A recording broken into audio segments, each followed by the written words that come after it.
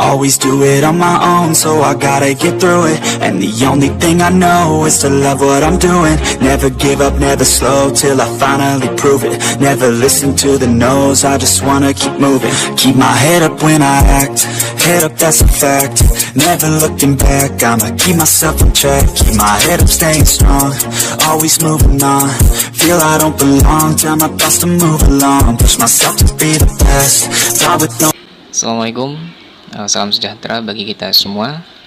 Semoga siapapun yang mendengarkan video saya hari ini dalam keadaan sehat.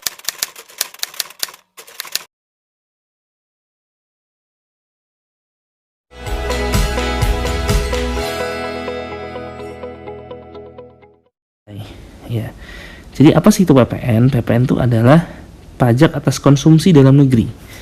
Ya, pajak atas konsumsi dalam negeri yang dihitung atas nilai tambah yang memisahkan kedudukan pemikul beban pajak dengan penanggung jawab penyetoran pajak dan menempatkan eksistensi objek pajak sebagai faktor dominan yang menimbulkan kewajiban pajak. Nah, ini adalah pengertian dari pajak pertambahan nilai. Nah, kemudian yang namanya PPN itu memiliki karakteristik atau disebut dengan legal karakter PPN. Yang pertama adalah dia adalah pajak tidak langsung. Yang kedua, dia adalah pajak objektif. Yang ketiga, dikenakan secara multi-stage. Yang keempat, non-kumulatif. Yang kelima, dipungut dengan indirect subtraction method atau invoice method. Kemudian tarifnya tunggal, dan dia merupakan pajak atas konsumsi dalam negeri. Nah, ini adalah, dan terakhir adalah, nah, dia merupakan consumption type VAT. Ya, jadi PPN ini merupakan consumption type. Jadi dia adalah pajak atas konsumsi gitu. Nah, ini adalah legal karakter PPN di Indonesia. Oke, kita akan bahas yang pertama adalah PPN adalah pajak tidak langsung.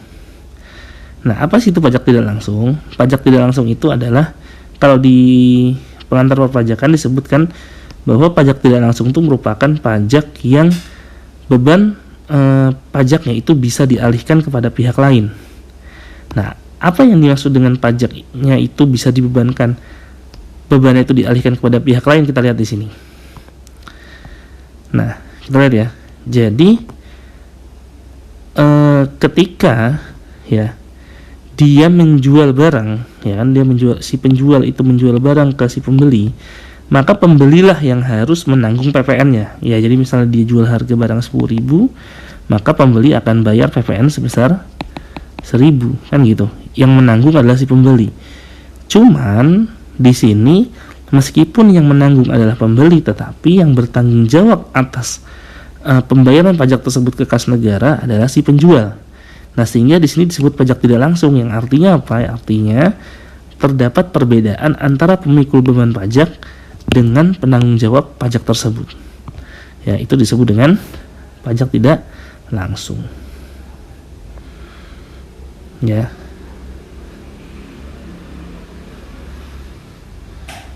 Gitu. Sehingga ketika misalnya penjual tidak memungut PPN, yang salah siapa? Yang salah adalah si penjual, gitu.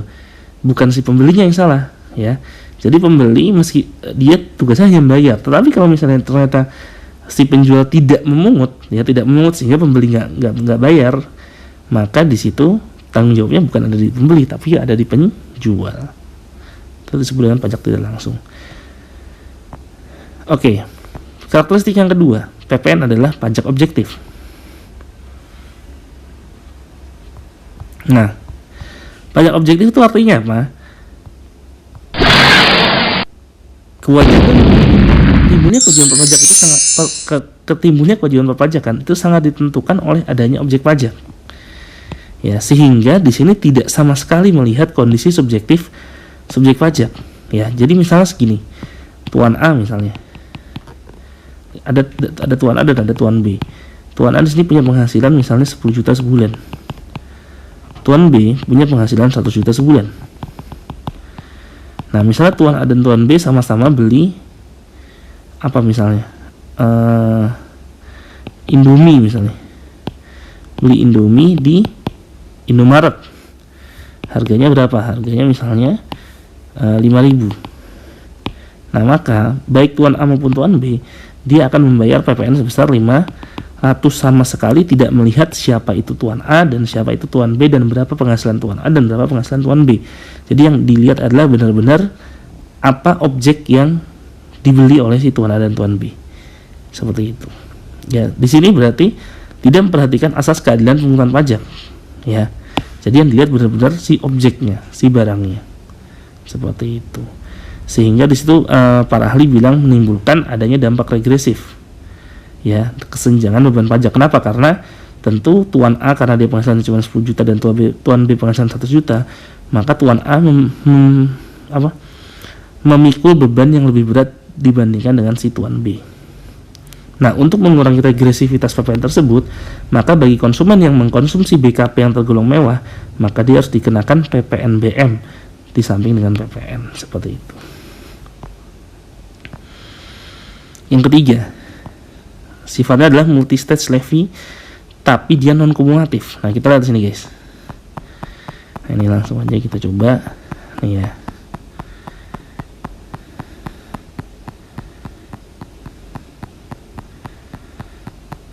Oke. Jadi, dia multi-stage tapi sifatnya non kumulatif. Kita akan lihat di sini.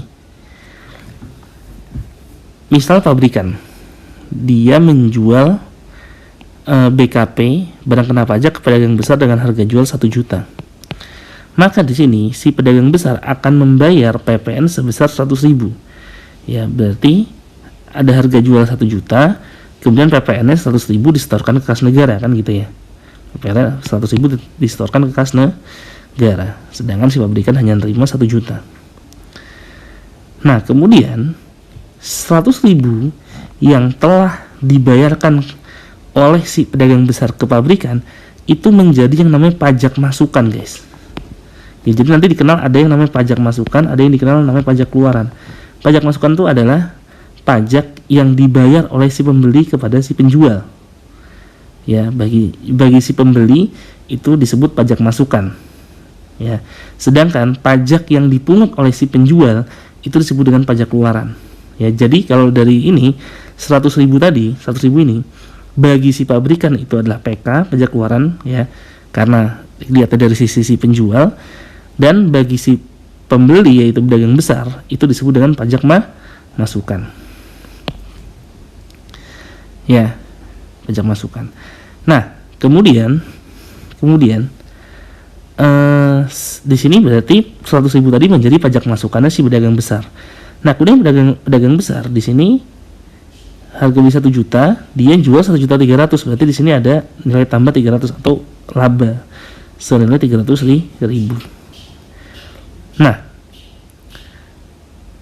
dari 1.300.000 berarti PPN-nya berapa? 130.000.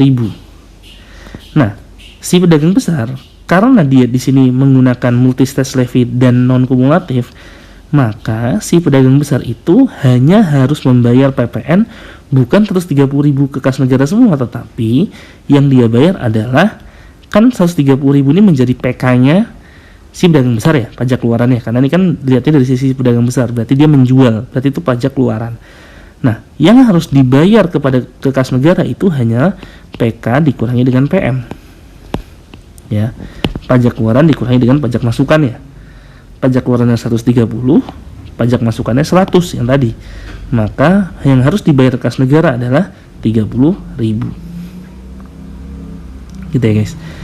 Kemudian selanjutnya pedagang eceran. Pedagang besar jual ke pedagang eceran 1.300.000 gitu ya. Nah, kemudian pedagang eceran, nah berarti 130.000-nya tadi yang dibayar oleh pedagang eceran kepada pedagang besar itu menjadi pajak masukannya si pedagang eceran. Nah, pedagang eceran kemudian menjual kepada konsumen senilai 1.500.000.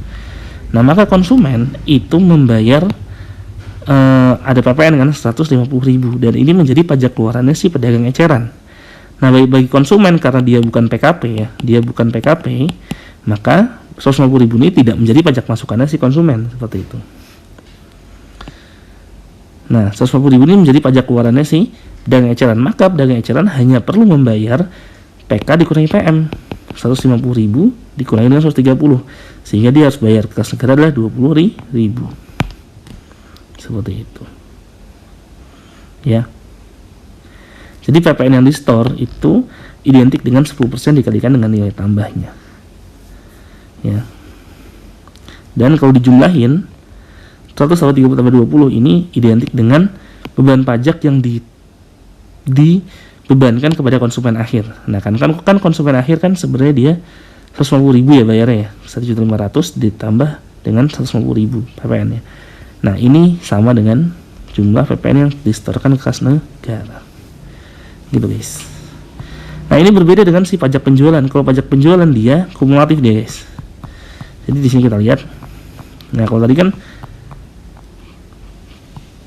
yang disetor ke kas negara adalah 130.000 gitu kan, kemudian 20.000 gitu ya, nilai sebesar nilai tambahnya aja. Nah, kalau dia kumulatif, yang disetor kas negara itu adalah misalnya tadi pabrikan jual ke pedagang besar, harga jual 1 juta, maka yang disetor kas negara 100.000. Nah, ketika si pedagang besar jual ke pedagang eceran, ya 100.000 tadi itu menjadi harga beli, ya 101 juta ditambah 100 kan gitu. Nah, ketika nilai tambahnya 300, maka harga jualnya menjadi 1.400.000. Nah, 1.400.000 ini PPN-nya semua 140.000 itu langsung disetor kas negara, ya. Jadi yang PPN yang sudah dia bayarkan waktu dia beli ke pabrikan itu tidak diperhitungkan sama sekali guys. Ya, itu bedanya antara pajak penjualan dengan pajak pertambahan nilai. Gitu. Makin tahu, makin banyak ilmu. Semoga bermanfaat dan sampai jumpa. Like the video, comment below, and subscribe to my channel.